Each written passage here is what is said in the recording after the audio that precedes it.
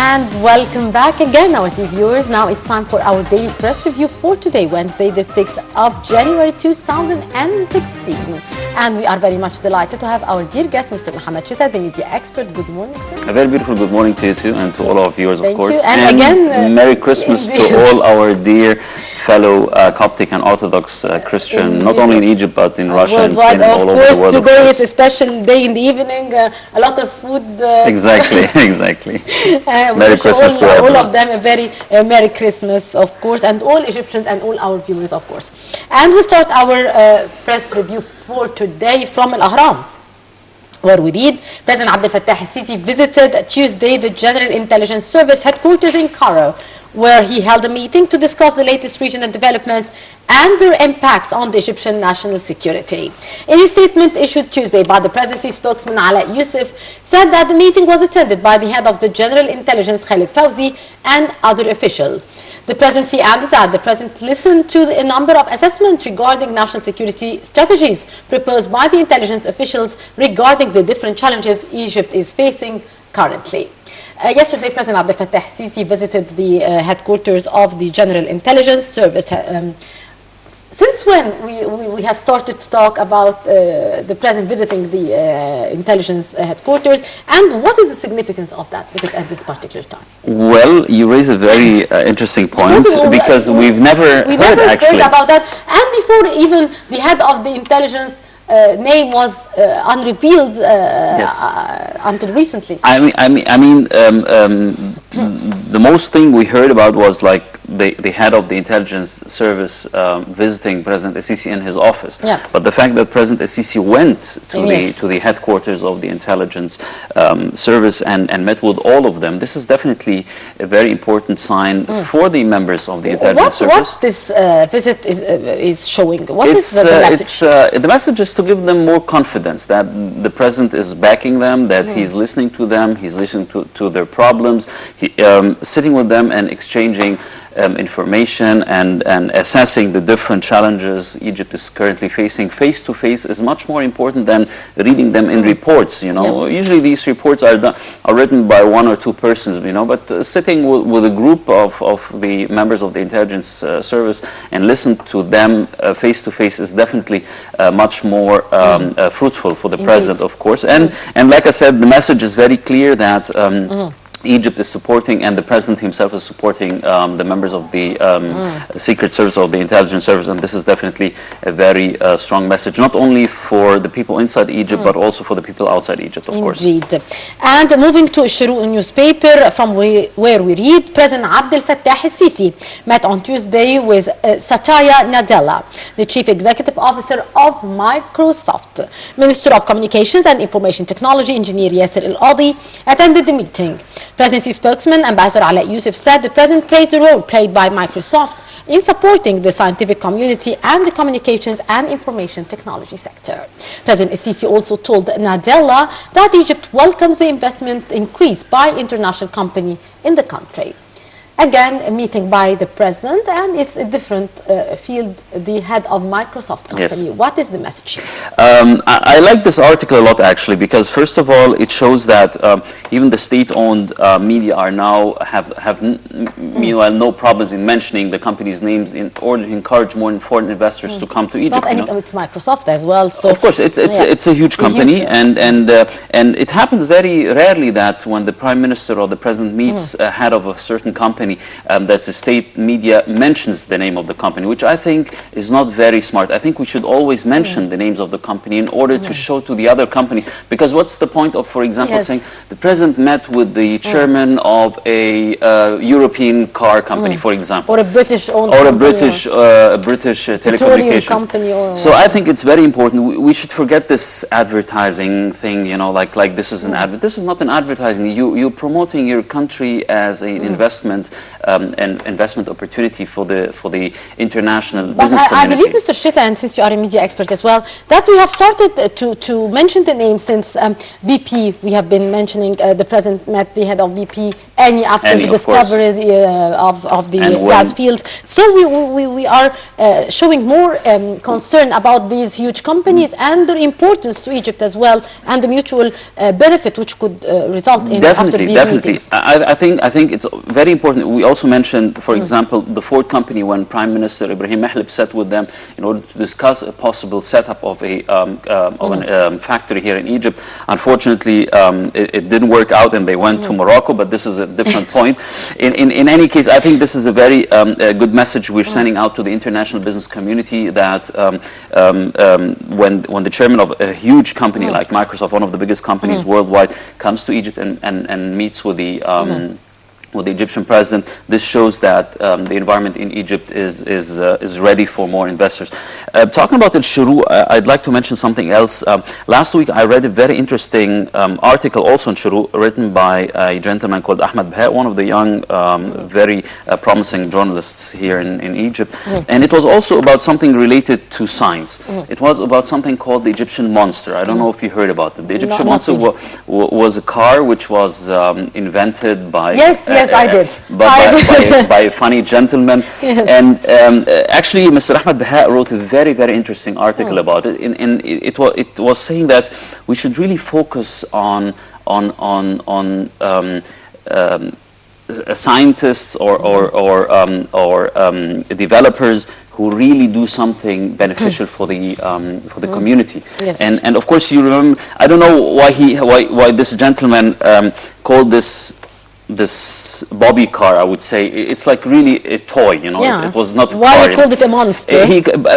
Maybe because President Obama's car is called the Beast, you know. He's huge, fully armored. He wants to compete with Obama's car. Maybe he was hoping something like this, because he had a poster with President Sisi posted on a car behind him. So maybe he wanted to have some kind of relation. Anyway, I just wanted to say that I hope that the Egyptian media really focuses on good and interesting scientific researches done by professional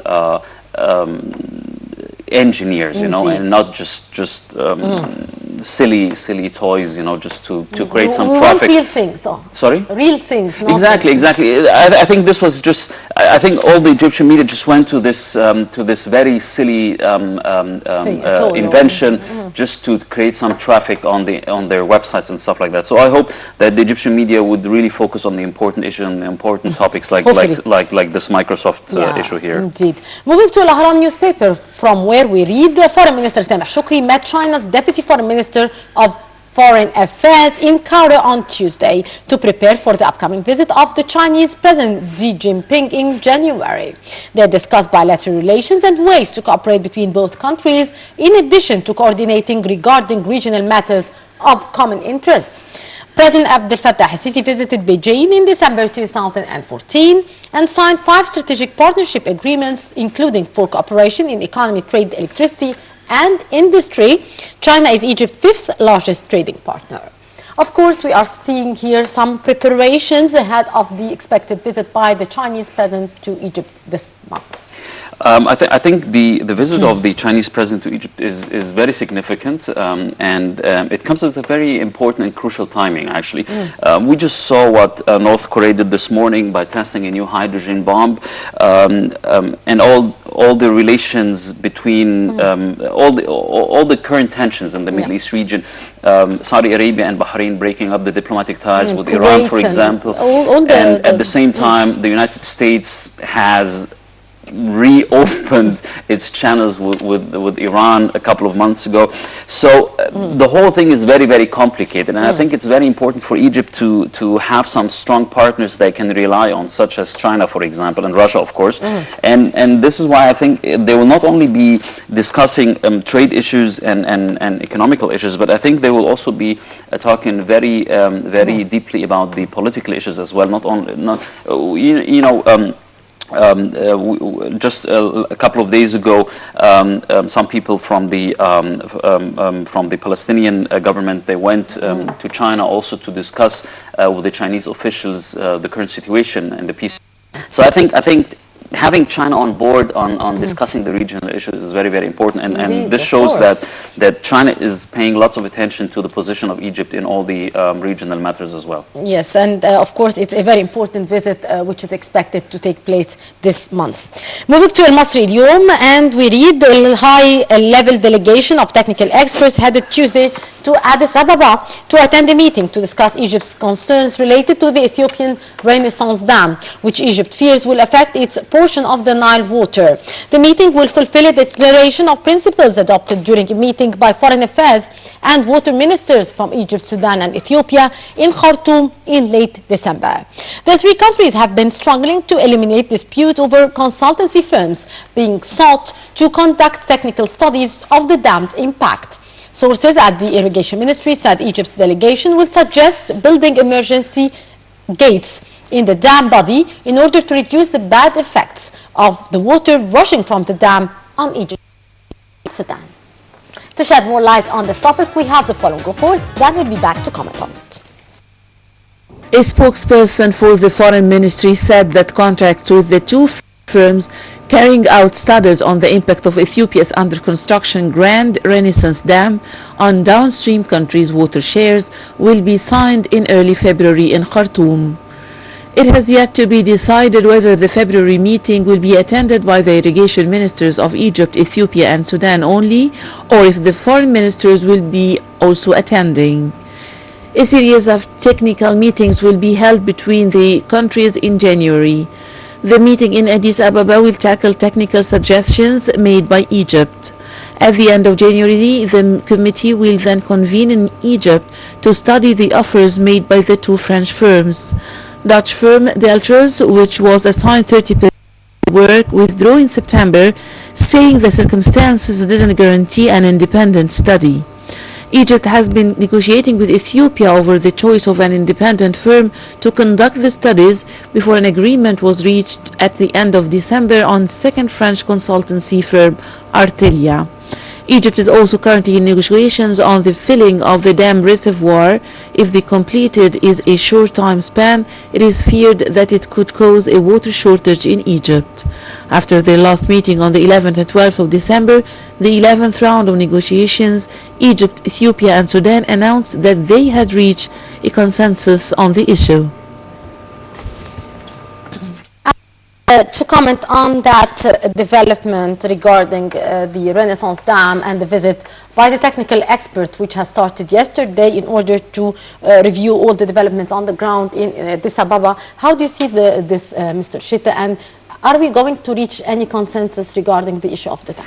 Well, I don't know actually. It's a very because it's becoming more complicated as well. Yeah, so it is indeed. Actually, if you recall, last week we talked about this, and I was very surprised that they have only 2 or 3 consultancy companies from France. And you remember we talked about it. Why just from France?